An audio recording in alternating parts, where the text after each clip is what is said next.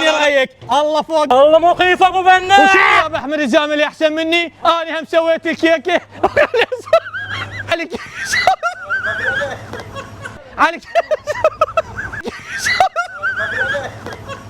وخليها صورتي واسمي عليها، والكيكه التركيه الترند الريد فيلفد وفرها على كيكي، والكيكه الايطاليه وساهر ولا راح يجربوها ويعطونا رايهم. حجي ساهر راح يجربوا الريد فيلفد التركيه ولا الترند الايطالي. قبلها حجي الكيكه الايطاليه واعطيني رايك. الله فوقك لا تجامل، شنو رايك بالطعم استاذي؟ والله مخيف ابو بناع. كل عليها ملالي الكيكه الايطاليه الترند واعطيني رايك. الله لا يوفقك اذا جامل، اذا ما تتخربط مو قبول من الكيكي راح اجرب مال احمد الزامل. حجي ساهر جرب لي بمكان حلقي واعطيني رايك. بالله الكريم راح اونسك على كيكي بالطعم مال احمد الزامل اللي ترند وفرها على كيكي. اذا ما تتخربطون من الطعم ترجعوا لي اياها. الكيكه الايطاليه اللي ترند ومال احمد الزاملي والريد فيلفد بيش راح ابيعها؟ لا ب5 ولا ب6 ولا ب7، راح ابيع سعر القطعه ب3000 دينار، والكميه خير من الله. تجد يا ابو جلبي.